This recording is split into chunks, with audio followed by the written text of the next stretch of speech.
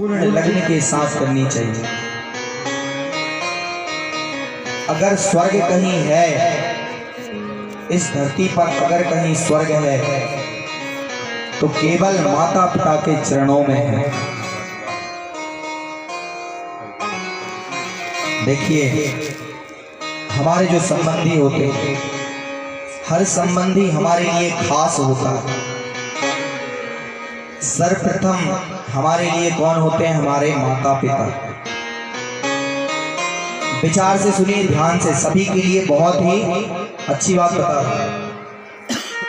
सर्वप्रथम हमारे जीवन में जो हमारे लिए स्थान लेते हैं पहला, वो हमारे माता पिता हैं। इनको कभी अलग नहीं समझना चाहिए। जैसे राधा कृष्ण अलग नहीं है ना, ऐसी माता पिता अलग नहीं है, केवल एक है, स्वरूप अलग है। माता पिता के बाद कोई आता है तो वह है व्यक्ति का बड़ा भाई। जिसका बड़ा भाई होता है उसको अगर वह कोई भी कार्य प्रारंभ करता है तो वह छोड़ देता है बड़े भाई कि अगर ये है तो काम बिगड़ने नहीं देगा, मेरी नाक नहीं कटने देगा। एक भाई थे, दो भाई, एक कुएं में गाय गिर गई। कुएं में जब गाय गिरी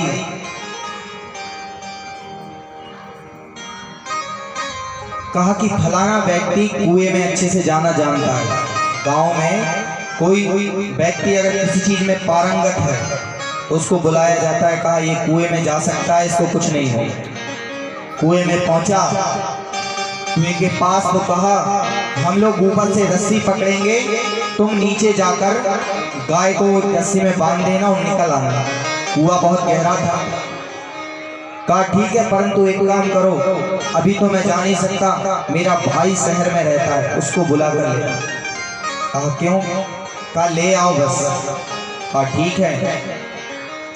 भाई को लेकर आए और फिर कहा रस्सी भैया को पकड़ा दो, कहीं भी बीच में पकड़ ले, आगे पकड़ ले, पीछे पकड़ ले, कहीं भी वो पकड़ ले, बस रस्सी पकड़ दो।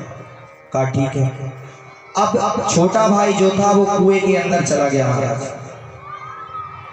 कुएं के अंदर पहुंचा,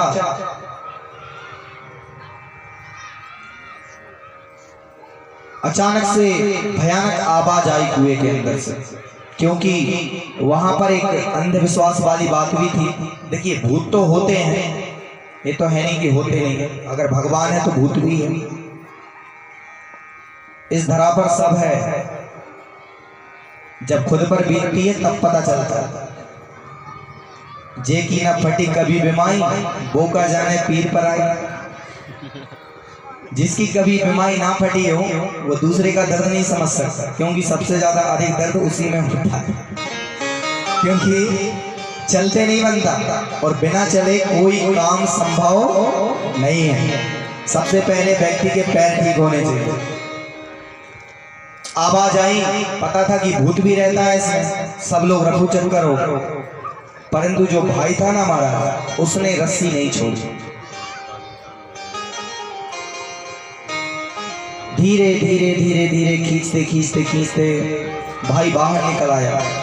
गांव में सभा बिठाई तो कहा तुम लोग सब मुझसे पूछ रहे थे कि भाई को क्यों बुलाना है, तो भाई को मैंने इसलिए बुलाया था कि महाराज अगर रस्सी छूट जाती, रस्सी अगर छूट जाती तो मेरा बचना संभव नहीं था। परंतु मुझे पता था कि केवल एक भाई ही है जो साथ जिंदगी नहीं छोड़ सकता। देखिए, ऐसा नहीं है कि बड़ा भाई ही महत्व रखता है। अगर छोटा भाई विभीषण की तरह निकल जाए या बड़ा भाई रावण की तरह निकल जाए तो दोनों का गोविंदाय नमो नमः हो जाएगा। भाई सा कोई सगा नहीं।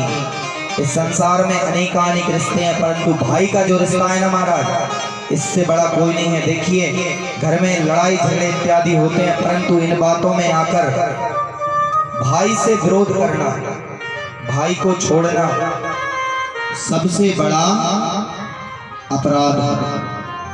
यह व्यक्ति को कभी नहीं करना चाहिए। देखिए रावण के पास में क्या नहीं था और राम के पास क्या था। चतुरंगिनी सेना रावण के पास, 1 लाख पुत्र, 1.25 लाख नाती रावण के पास, बहुत विशाल सेना रावण के पास, सोने की लंका रावण के पास, अनेक राक्षस रावण के पास। राम जी के पास क्या था? 100-200 बंदर और स्वयं राम एक धनुष बाण लिए, कुछ नहीं। परंतु उनके साथ में क्या हुआ, जब रावण का अंत समय आया तो राम जी ने लक्ष्मण जी से कहा कि जाओ रावण से शिक्षा लेकर आओ। तो कहा मैं नहीं जाता उसके पास। कहा जाओ, मैंने आदेश दिया।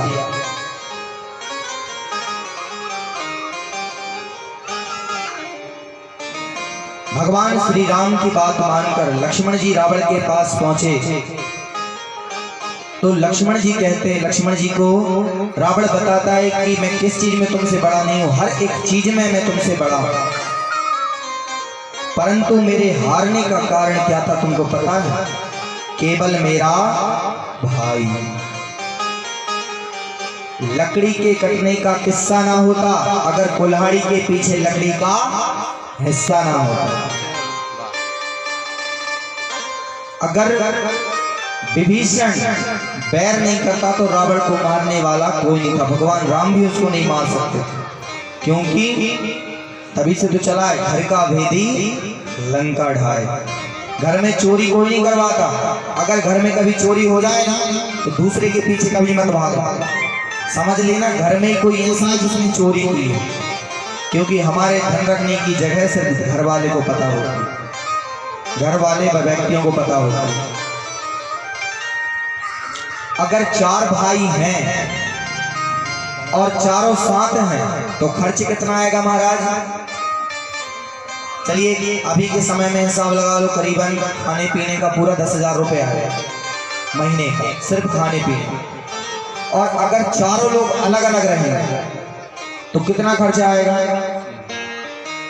तो भी 10-10 हज़ार आएगा, क्यों खाना थोड़ा अधिक बनता है। अलग अलग हो जाओ तो थोड़ा और अधिक बनता है,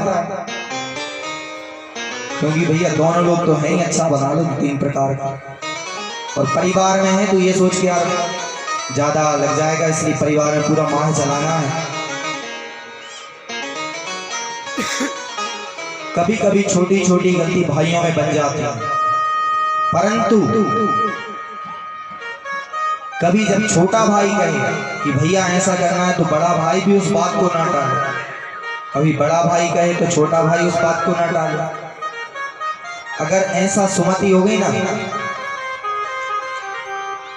जहाँ सुमति तहाँ संपत्ति नाना, जहाँ कुमति तहाँ विपत्ति निदान। जहाँ सुमति तहाँ संपत्ति नाना, जहाँ कुमति तहाँ विपत्ति निदान। जहाँ सुमति तहाँ संपत्ति नाना, जहाँ कुमति तहाँ विपत्ति निदान। जहाँ सुमति तहाँ संपत्ति नाना, जहाँ कुमति तहाँ विपत्ति निदान। जहाँ सुमति तहाँ संपत्ति नाना, जहाँ कुमति तहाँ विपत्ति निदाना। जहाँ सुमति तहाँ संपत्ति नाना, जहाँ कुमति तहाँ विपत्ति निदाना। देखिए जहाँ सुमति होगी वहाँ संपत्ति होगी। 2 भाई हैं, 4 भाई हैं, चारों अगर मिलकर पैसा इकट्ठा करेंगे तो पूरा गांव देखने आएगा, और अगर चारों भाई अलग अलग करेंगे तो उतना नहीं कर पाएंगे, क्योंकि चारों की कमाई बढ़ जाएगी। इसलिए साथ में रहो, एक साथ रहो। आज के समय पता है सबसे बड़ा नशा कौन सा? क्यों भैया पता है क्या? चाय। कुछ लोग तो कहते हैं जय जय चाय मैया, तेरे बिना उठत नहीं पैया। चाय भवानी दायनी, सन्मुख रहे प्लेट। और कुछ लोग ऐसे हैं कि 3 देर स्वागत करें, पान बीड़ी सिगरेट। मतलब चाय के बाद ये 3 चीजें व्यक्तियों को होनी चाहिए, और नहीं है किसी का पाचन बिगड़ गया, सुबह हल्का नहीं हो पा रहे। बहुत समस्याएं हैं चाय की भी। चाय एक ऐसा नशा है, देखा जाए तो मदिरा से भी अति ज्यादा खराब है, पर हम चाय को गिलास भर के पीते हैं। पूरी होनी चाहिए वरना नींद नहीं खुलेगी। कुछ कुछ लोगों की आदत तो होती है कि बिस्तर पे ही चाय चाहिए। कभी कभी क्या होता है, बहुत समय हो जाता है चाय नहीं मिलती, कहते भैया नींद आ रही है, चाय में पता नहीं क्या है कि उड़ जाएगा। मुझे तो समझ में नहीं आता, परंतु क्या है, चाय पियो, अति से ज्यादा नहीं, क्योंकि ये नुकसानदायक होती है। सुबह प्रातः अपनी पियो बस, पूरे दिन के लिए। राधे।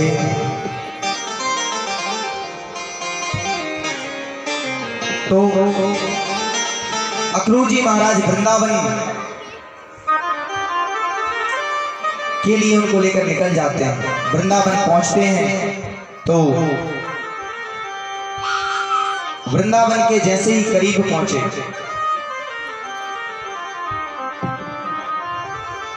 सभी गोपी ग्वालों के मन में आया कि हम राजा के इतने बड़े राज्य में जा रहे हैं और कपड़े हमारे पास में फटे हैं। कहा ठीक है, कल देखेंगे, आज विश्राम किया जाए। प्रातः हुआ, सुबह निकल पड़े तो एक धोबी मिला। धोबी से कहा कि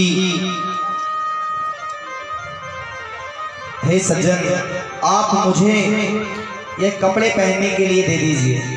कहा ये कंस के कपड़े हैं, तुम जैसे तुच्छ मानव इसको नहीं पहन सकते। भगवान को क्रोध आ गया, हाथ एक मुष्टि मारी सर पर, धोबी जमीन में धंस गया।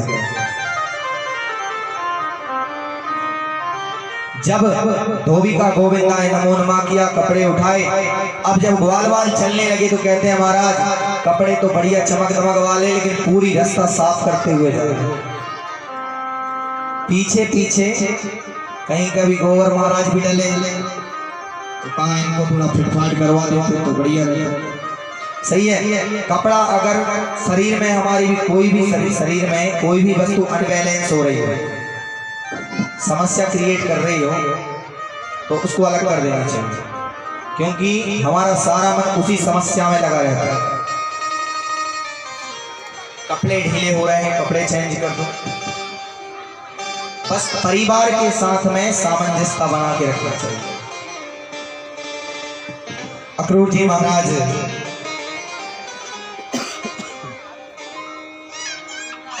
उनको छोड़कर चले गए, तो धोबी से कपड़े लिए। धोबी के कपड़े लेने के बाद में एक नाई सोनी मिला, दर्जी से कहते हैं कि आप मेरे कपड़े फिट कर दीजिए। हमारे ग्वालों के कपड़े व्यवस्थित ढंग से किए और व्यवस्थित करने के बाद वहां से फिर निकल गए। आगे चल के एक कुब्जा भगवान को दिखती है, जिसका सौंदर्य इतना अच्छा था, परंतु वह बस कुब्जा था, चेहरे से बहुत सुंदर थी। कुब्जा चेहरे से अति सुंदर थी, परंतु उसका कुबड़ निकली हुई। उसको लोग चढ़ाते थे। ठाकुर जी आए, ठाकुर जी ने देखा और एक बार प्रेम से कहा, लेकिन टीवियों में क्या दिखाते हैं कि ठाकुर जी ने उनका हाथ से परिहास किया, उनका मजा लिया, आनंद लिया। नहीं, ठाकुर जी ने स्पष्ट रूप में उनसे कहा कि देवी क्या आप मुझे चंदन लगाने के लिए देंगी? तो कुब्जा कहती है, हे राजकुमार, आप इतने सुंदर हो, मनमोहक हो, मैं तो फिर से चंदन बना लूंगी, आप लोग लगा लें। चंदन ठाकुर जी ने लगाया और सिर्फ चंदन लगाने से उसका ठाकुर जी प्रसन्न हो गए। और ठाकुर जी ने दोनों पैरों के अंगूठों पर अपना पैर रखा और गले के ऊपर का जो भाग होता है यहाँ पकड़कर उसको उठाया, तो कुब्जा एक सुंदर नारी बन गई। बोले कृष्ण कन्हैया लाल की जय हो। जयकारा हमेशा हाथ उठाकर ही लगाना चाहिए, क्योंकि भगवान को पता चल जाए कि इतनी भीड़ में महाराज हम भी बैठे हैं, पता नहीं बाकी लोगों के उठ गए, आपके दिखाई नहीं रहे, कैसे काम बनेगा। एक बार अच्छे से हाथ उठा बोल वृंदावन बिहारी लाल की। देखिए कुब्जा पर भगवान ने बड़ा बड़ा स्नेह लुटाया, उसको सुंदर कन्या बनाया। तो कुब्जा कहती है महाराज आपको मेरे घर चलना पड़ेगा। तो भगवान आश्वासन देते हैं कि मैं आपके यहाँ जरूर आऊंगा। आदेश दिया, वहां से निकल गए। इसके बाद में चलते चलते जहां धनुष रखा हुआ था, धनुष को उठाया। मना किया दूतों ने, फिर भी धनुष को उठाकर उसके 2 टुकड़े कर दिए, संहार कर दिया। तीनों लोक में उस धनुष की टंकार सुनाई दी। कंस जान गया कि अब मेरा मरना निश्चित है।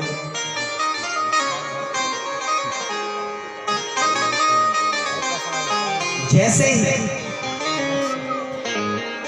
धनुष को तोड़ा और धनुष को तोड़ने के बाद भगवान जहां मल्ल युद्ध होना था वहां के लिए चले गए। सबसे पहले द्वार पर एंट्री जहां से होती है वहां एक हाथी को खड़ा कर दिया। उसका नाम क्या था? कुबलिया पीड़।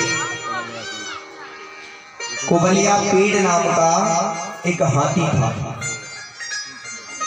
उसने भगवान को अपनी सूंड में पकड़ लिया। भगवान ने जैसे तैसे छुड़ाया, उसके पैर के नीचे खड़े हो गए। पैर के नीचे खड़े होकर हाथी ने फिर पकड़ा। भगवान ने उसकी सूंड पकड़ी और बड़े खेल खेल में उसको घुमाकर उसका गोविंदाय नमो नमः कर दिया। इसके बाद आगे बढ़े मल्ल युद्ध के लिए। चाणूर और मुष्टिक नाम के 2 पहलवान थे। भगवान ने चाणूर को पकड़ा, बलराम जी ने मुष्टिक को पकड़ा। एक एक को दोनों ने मार दिया। जितने राक्षस आए, जितने दैत्य आए, जितने पहलवान आए, सभी को भगवान ने नष्ट कर दिया। इसके बाद आती है कंस की बारी। देखिए कंस भी बहुत शक्तिशाली था। इतने दैत्य उसने भेजे जितने किसी ने नहीं भेजे। किसी राक्षस ने देवताओं को मारने के लिए नहीं भेजे। फलाना राक्षस, बटकासुर, बटकासुर, पूतना, बहुत सारे। जब अंत आया कंस का तो कंस को पैर पकड़कर भगवान घसीटते हुए जहां पर मल्ल युद्ध हो रहा था उस जगह पर ले आए और भगवान ने सिंहासन की जगह से कूद कर सीधा उसके शरीर पर कूदे और दोनों मुष्टिक बनाई और उसके सीने पर मार दिया। कंस का हो गया गोविंदाय नमः की। अब भगवान ने कंस को मार दिया। कंस को मारने के पश्चात भगवान श्री हरि नारायण पुनः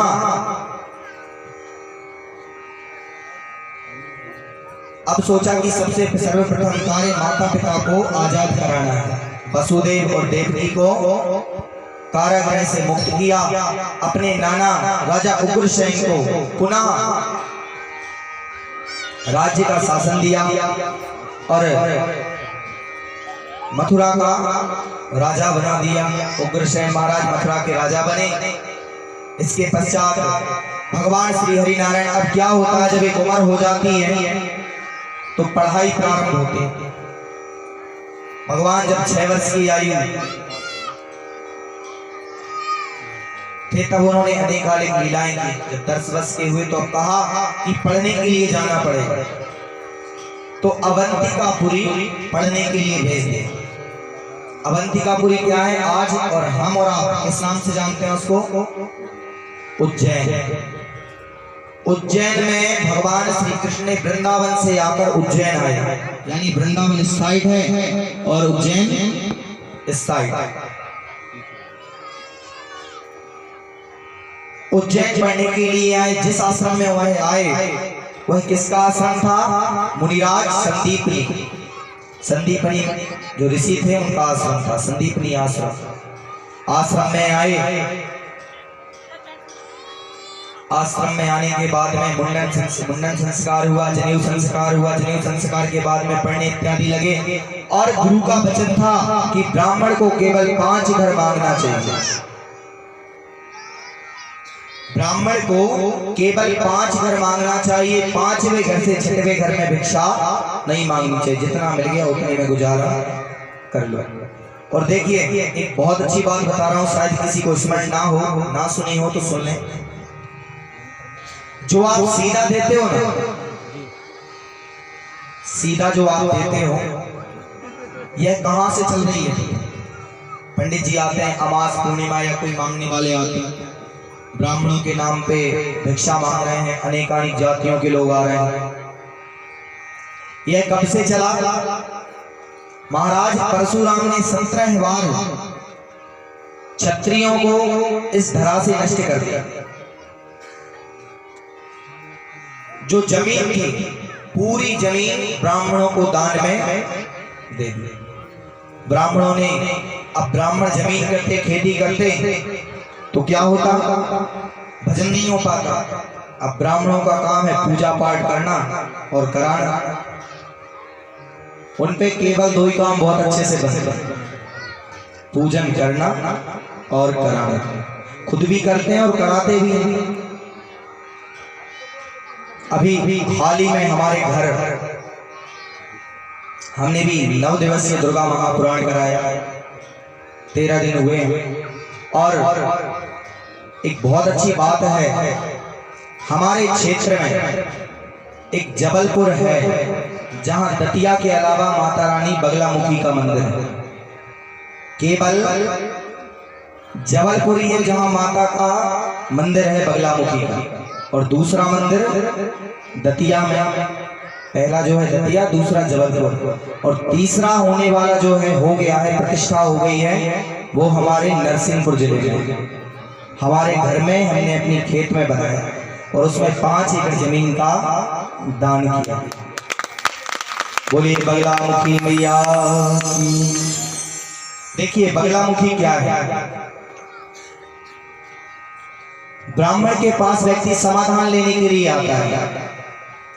जब समस्याएं होती हैं तो ब्राह्मण के पास आते हैं। क्यों? क्योंकि ब्राह्मणों के पास 3 चीज हैं। क्या? सबसे पहला मंत्र, दूसरा यंत्र, और तीसरा सबसे बड़ा तंत्र। तंत्र की आवश्यकता कब पड़ती है? जब व्यक्ति या सामने वाला हमारा जजमान अति से ज्यादा परेशान हो, तब ब्राह्मण तंत्र करते हैं। मंत्र क्या होता है? जैसे कोई नहीं मानता, उसको हाथ जोड़ के बुलाएंगे, भैया चलो, भैया आ जाइए, आपके बिना काम नहीं होगा, आपको आना ही पड़ेगा, हाथ जोड़ी करेंगे हम। जब वो नहीं आएगा मंत्रों से, हाथ जोड़ने से नहीं आएगा, फिर हम उसका यंत्र का उसके ऊपर फूकेंगे। यंत्र का अर्थ क्या है? अगर वो नहीं आ रहा तो हम सोर्स लगाएंगे, घेरा बनाएंगे। यंत्र का मतलब होता है घेरा बनाना। फिर हम अपने मंत्रों से घेरा बनाएंगे, उससे बोलेंगे कि भाई उसको बोलो कि वो यहाँ आ जाए, उसको यहाँ बुलाने के लिए यंत्र बनाया जाए। अब जब वो यंत्र में भी नहीं आएगा किसी सोर्स से, तो उसको तंत्र से बुलाना पड़ेगा। तंत्र का अर्थ क्या होता है? तुम्हारी मर्जी नहीं चलेगी, तुमको आना पड़ेगा। तंत्र का ये काम है, ना हमको जाना ना किसी को भेजना, केवल एक ही काम बचता है, केवल तुम्हारा आना। आज के समय में हमारे मामा श्री हैं जो तांत्रिक हैं, बहुत बड़े। उन्होंने क्या किया? उनकी जो बहन थी, ये बिल्कुल सत्य बात है, उनकी जो बहन थी उन पर किसी ने टोटका कर दिया। बहुत इलाज कराया उन्होंने, 10-12 साल की रहे वो तब। अपनी भागवत में कथा सुनाते हैं, मुझे भी स्मरण आ गया। उनकी वो बहन 3 साल बड़ी परेशान होकर अंत में मृत्यु के लिए उसकी मृत्यु हो गई। जब मृत्यु हुई तो उन्होंने संकल्प लिया कि आज से मैं तंत्र क्रिया करूं, और उन्होंने अपनी जो जमीन थी सब बेच दी, और जितने जिन्होंने किया तो उन सबको नष्ट कर दिया। और आज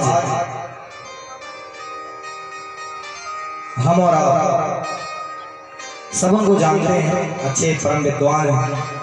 और जो बगलामुखी का मंदिर हमारे निर्माण हुआ है हमारे घर पर, हमारे छोटे भाई उसके साधक हैं पंडित निमित जी शास्त्री, जो पीछे बैठे हैं। पंडित जी हाथ उठाओ, कहा तो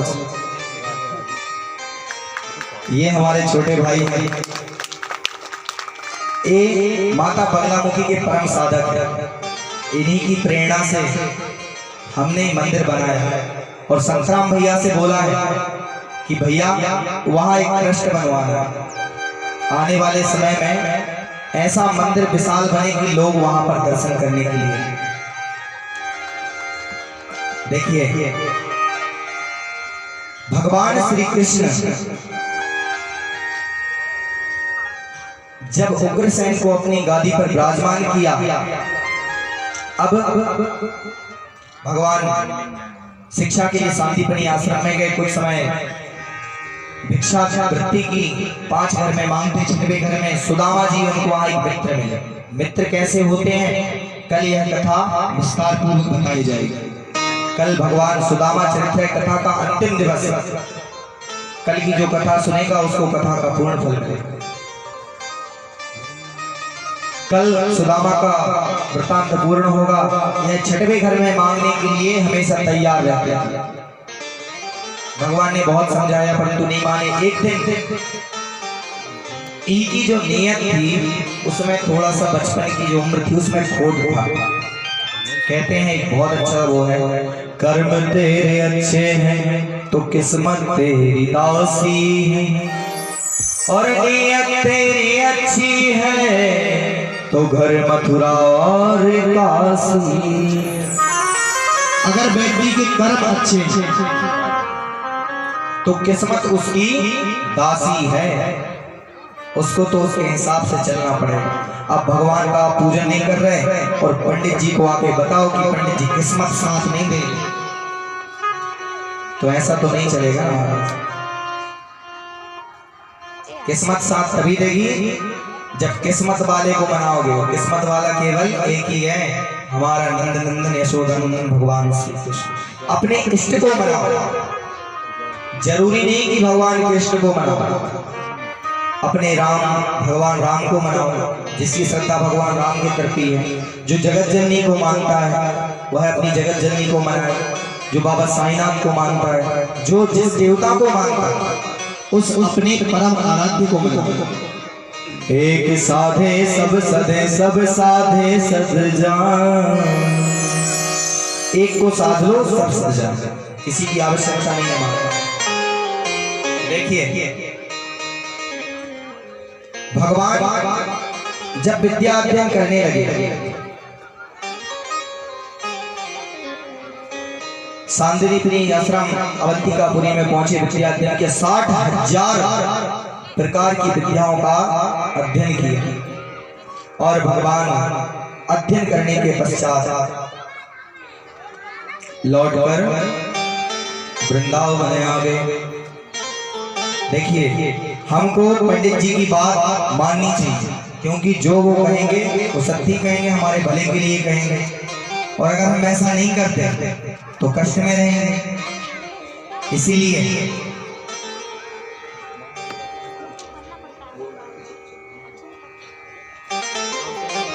मान मेरा कहना, देखिए मान मेरा कहना नहीं तो पछताएगा। अगर मेरा आप कहना मानो तो ठीक है, और नहीं तो आपको पछताना पड़ेगा। मान मेरा कहना नहीं तो पछताएगा। मिट्टी का खिलौना मिट्टी में जाएगा। मान मेरा कहना मान मेरा कहना नहीं तो पछताएगा, मान मेरा कहना नहीं तो पछताएगा। मिट्टी का खिलौना मिट्टी में मिल जाएगा, मिट्टी का खिलौना मिट्टी में मिल जाएगा। दोनों आगे भागा।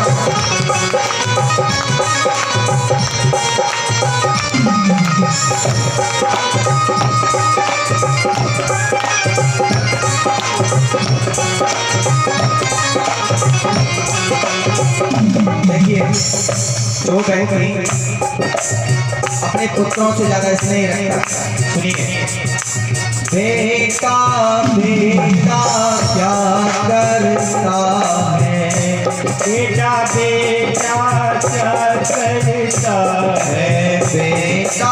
बेटा क्या करता है, बेटा बेटा क्या करता है, बेटा तेरा एक दिन पड़ोसी बन जाएगा, बेटा तेरा एक दिन पड़ोसी बन जाएगा। मिट्टी का खिलौना मिट्टी में मिल जाएगा, मिट्टी का खिलौना मिट्टी में मिल जाएगा। मान मेरा कहना नहीं तो पछताएगा, मान मेरा कहना नहीं तो पछताएगा। मिट्टी का खिलौना मिट्टी में मिल जाएगा, मिट्टी का खिलौना मिट्टी में मिल जाएगा।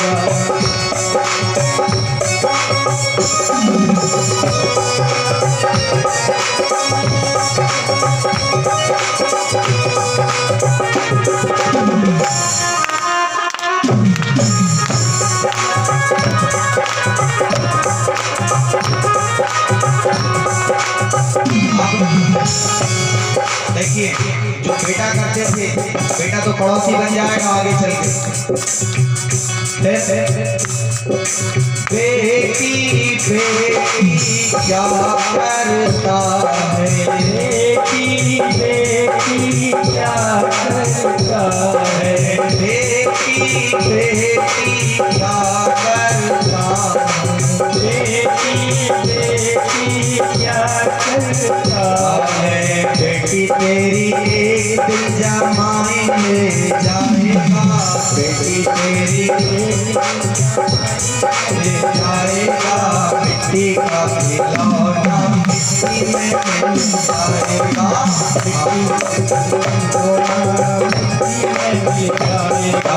मान मेरा कहना नहीं तो पछताएगा, मेरा कहना नहीं तो पछताएगा। मिट्टी का खिलौना मिट्टी में मिल जाएगा, मिट्टी का खिलौना तो मिट्टी में मिल जाएगा। श्री राधे।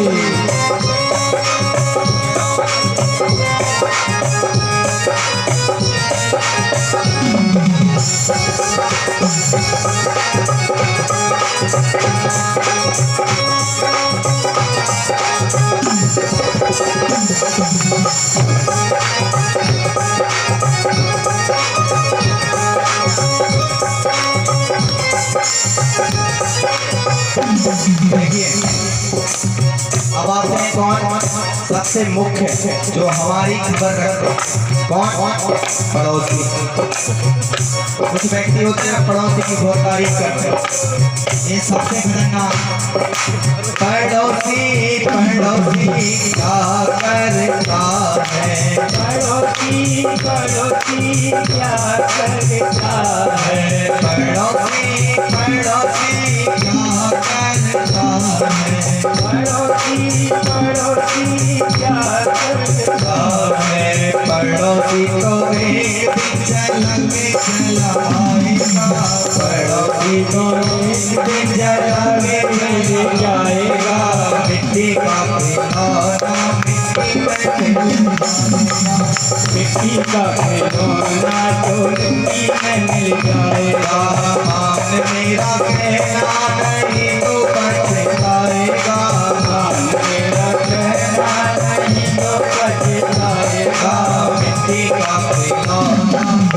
में मिल जाएगा।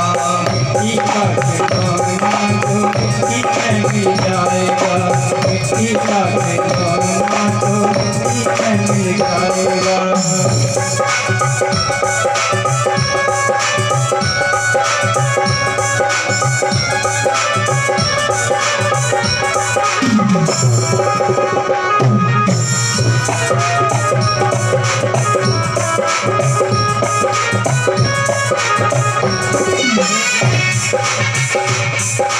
धन दौलत तेरी कोठी बंगले, धन दौलत तेरी कोठी बंगले, इनसे ममता छोड़ दे बंगले, इनसे ममता बंगले, सब कुछ तेरा यहीं पे रह जाएगा।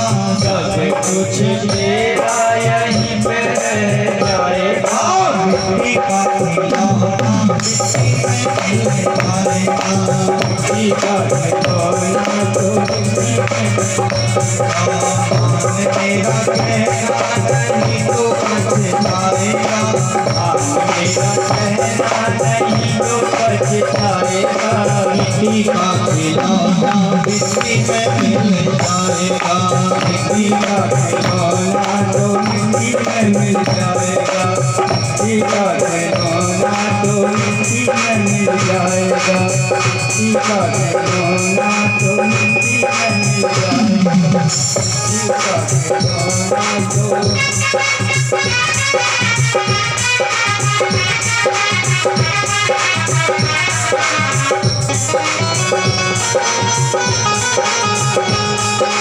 मिट्टी का खिलौना तो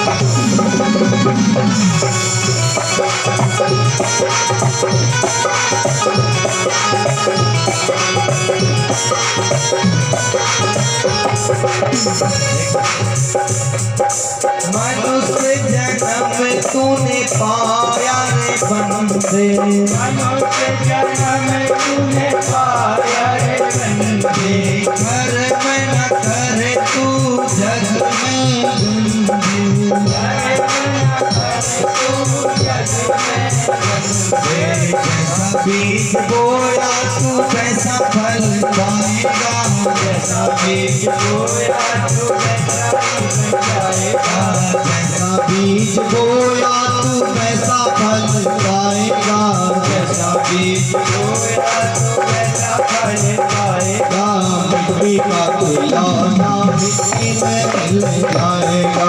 मिट्टी का खिलौना तो मिट्टी में मिल जाएगा। मिट्टी का खिलौना तो मिट्टी में मिल जाएगा।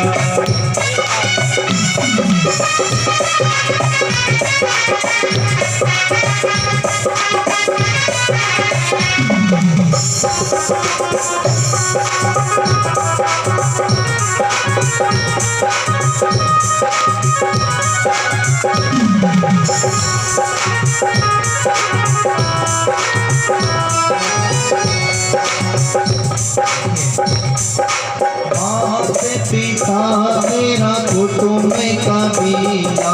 मात पिता तेरा कुटुंब कबीला। मात पिता तेरा कुटुंब कबीला। मात पिता तेरा कुटुंब कबीला। विपदा पड़े पर कोई ना है तेरा। बिखरा पड़ा है यहाँ कोई न तेरा। विपदा पड़ने पर कोई न तेरा। बिखरा यहाँ पर कोई न तेरा। एक दिन हंसा अकेला उड़ जाएगा। एक दिन हंसा अकेला उड़ जाएगा। मिट्टी का खिलौना मिट्टी में मिल जाएगा। मिट्टी का खिलौना मिट्टी में मिल जाएगा। मेरा कहना नहीं तो पछताएगा। मेरा कहना नहीं तो पछताएगा। मिट्टी का खिलौना मिट्टी में मिल जाएगा। मिट्टी का खिलौना तो मिट्टी में मिल जाएगा। जाएगा मिट्टी का खिलौना तो मिट्टी में मिल जाएगा, मिट्टी का खिलौना मिट्टी में मिल जाएगा, मिट्टी का खिलौना तो मिट्टी में मिल जाएगा, मिट्टी का खिलौना मिट्टी में मिल जाएगा, मिट्टी का खिलौना तो मिट्टी में मिल जाएगा। बोलिए वृंदावन बिहारी लाल की। देखिए, जब व्यक्ति पर विपदा पड़ती है ना, तो सबसे पहले जो हाथ खींचने वाले होते हैं वो अपने ही होते हैं। इसीलिए कभी किसी से आशा मत रखो। सबसे बड़ा गुरु मंत्र यही है। अगर कुछ करना है तो खुद के दम पर करो। अगर कुछ करना है तो खुद के दम पर करिए, आशा किसी से मत रखिए। देखिए, हमने जन्म लिया है, चोट हमको लगेगी तो दर्द हमको ही होगा, दूसरे को नहीं होगा। हमारे परिवार में दान एक व्यक्ति करेगा तो फल किसको मिलेगा महाराज? दान करने वाले मिलेगा कि नहीं मिलेगा? इसीलिए हर व्यक्ति का प्रथम कर्तव्य धर्म करना, और धर्म दान से अच्छा तो कुछ हो नहीं सकता। परहित करो, दान करो।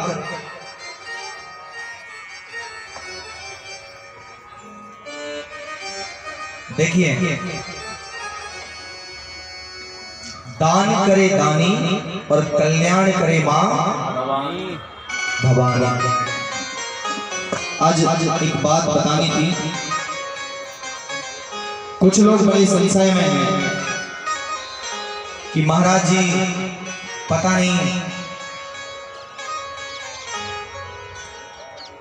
एक दूसरे के माध्यम से मेरे तक बात पहुंच रही है, तो मैं चाहता हूं जो बात दूसरे के प्रति पहुंच रही है वो आप स्वयं हमारे ब्राह्मणों से आकर पूछ सकते हैं।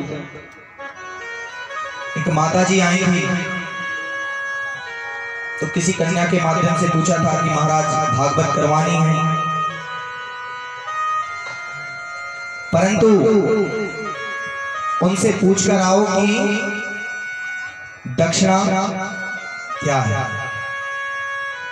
तो इस विषय में हमारे पंडित जी हैं। वैसे तो मैं यह कथा भगवान की भक्ति के लिए करता हूं, फिर भी मन में अगर संकोच हो तो हमारे ब्राह्मणों से आप किसी भी विषय से मिल सकते हैं। कोई भी समस्या है, कोई भी बात है तो आप इनसे संपर्क कर सकते हैं। हमारे संग्राम भैया ने व्यवस्था की है यहाँ रुकने की। हमारी जो भी समस्या है, जो भी बात है, आप हमारे ब्राह्मणों से कह सकते हैं। एक बिटिया ने आज मुझसे एक सवाल किया था। कौन सा? कि पंडित जी हनुमान चालीसा कौन कौन पढ़ सकता है? हनुमान चालीसा कौन कौन पढ़ सकता है? देखिए, हनुमान चालीसा मैं कहीं नहीं लिखा कि किसको पढ़ना चाहिए। जो यह पढ़े हनुमान चालीसा होए से साखी गौरी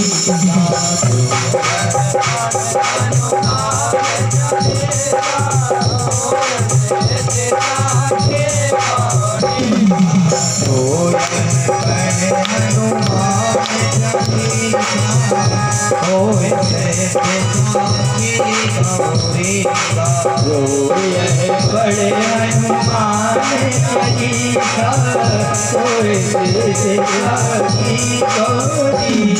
इसको कोई भी पढ़ सकता, बच्ची पढ़ सकती है। हनुमान चालीसा में कुछ नहीं। हनुमान चालीसा चलते पढ़ सकते हैं। कहीं विधान नहीं दिया, कहीं किसी भी पुस्तक में कि हनुमान चालीसा खड़े होकर ही बैठना चाहिए। जो भगवान हैं वह कलयुगी हैं, कलयुग के हैं, कलयुग के देवता हैं, तो कलयुग के लोगों के हिसाब से चलते हैं। इसीलिए इस हनुमान चालीसा को कोई भी कर सकता है। कोई भी हनुमान चालीसा का पाठ कर सकता है। देखिए, जिसके कोई काम ना बन रहे हैं, बहुत अच्छी बात है। जो रामचंद्र जी ना कर पाए वो भी हनुमान जी कर सकते हैं, जो हमारे कान्हा जी ना कर पाए वो भी कर सकते हैं। क्यों?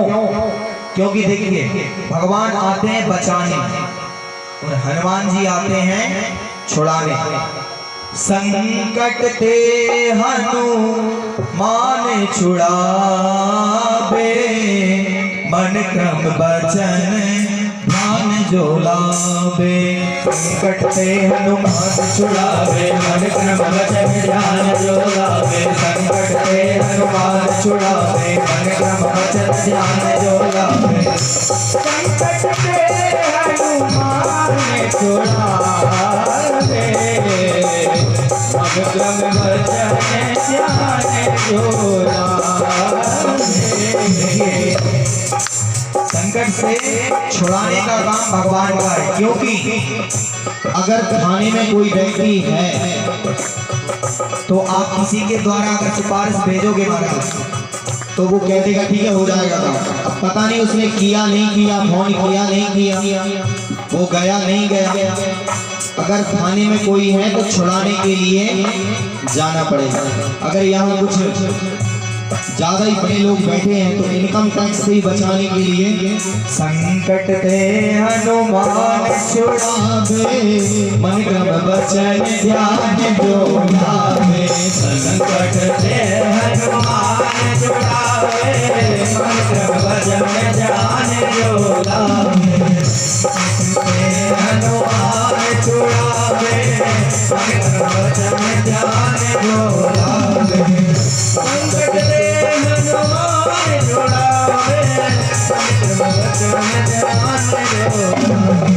देखिए जो संपन्नता चाहते हैं, सुख चाहते हैं, संपत्ति चाहते हैं, वो किसका पूजन करें?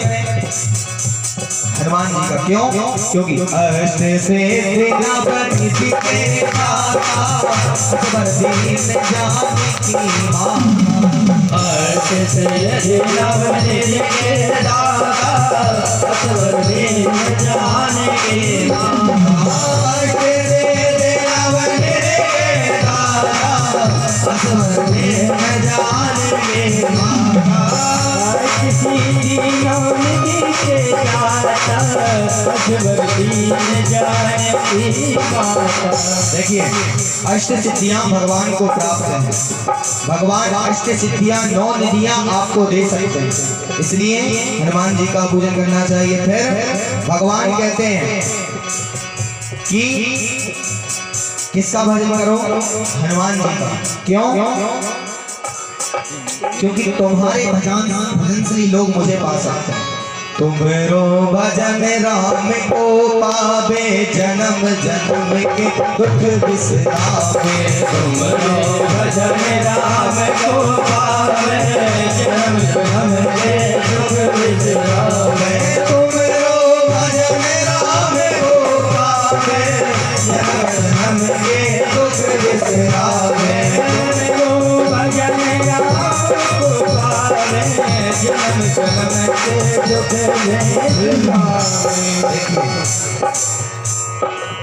जो भगवान का भजन है उस भगवान को पाने के लिए हनुमान जी का भजन करना पड़ता है। क्योंकि हनुमान जी से ही राम जी को पाया जा सकता है। अगर मिलना है बड़े से तो छोटे से संपर्क करना पड़ेगा।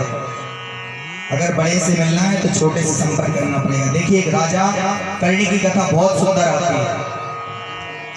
कर्ण जो था वो इतना दानी था महाराज कि अपना कवच, अपनी मृत्यु दूसरे को दे दे। इंद्र से भगवान श्री कृष्ण साधु के रूप में आए, कर्ण ने उनको अपना कवच दे दिया। इंद्र अब जब कवच दे दिया, अपनी मृत्यु दे दी, जब अंत समय आया, देखिए दानी बहुत है परंतु दानी कर्ण सा नहीं है। जब अंत समय आया, मरने लगा, तो भगवान श्री कृष्ण आ गए और कहते हैं कि हे कर्ण, मैंने सुना है कि तू दानी है। साधु का वेश लेकर कर्ण आए और कहा मैंने सुना तू दानी है। कहा हाँ। बताइए क्या चाहिए, मैं तो मृत्यु सैया पे हूँ, अभी आपको कुछ नहीं दे सकता। कहा नहीं मुझे तो चाहिए, कहा मांग लो। कहा तुम्हारे जो सोने का दांत है, एक दांत कर्ण को सोने का था, तो कहा जो दांत तुम्हारा सोने का है मुझे वो दांत चाहिए। कहा ठीक है प्रभु, थोड़ी दूर पत्थर डला है, उस पत्थर को लाके मुझे दे दो। कहा नहीं, अगर मैं दूंगा तो दांत का फल तुमको कैसे मिलेगा, तुम ही जाओ और लेकर आओ। कर्ण पूरे खून से लथपथ घिसटते घिसटते उस पत्थर की तरफ गया और पत्थर को मुंह में मारा और सोने का दांत तोड़ा और जल में घुलकर अश्रुधारा से उस दांत को भगवान श्री कृष्ण को दिया। ये होता है कर्ण जैसा कोई दान नहीं। दान कर दिया अपना दान। और फिर कर्ण ने क्या मांगा, कहा मांगो कर्ण तुमको क्या चाहिए। तो कर्ण ने कहा भगवान मुझे ऐसी जगह जलाना जहां किसी और व्यक्ति को कभी ना जलाया गया। भगवान ने अपना विराट स्वरूप लिया, देखा इस धरा पर ऐसी कोई जगह नहीं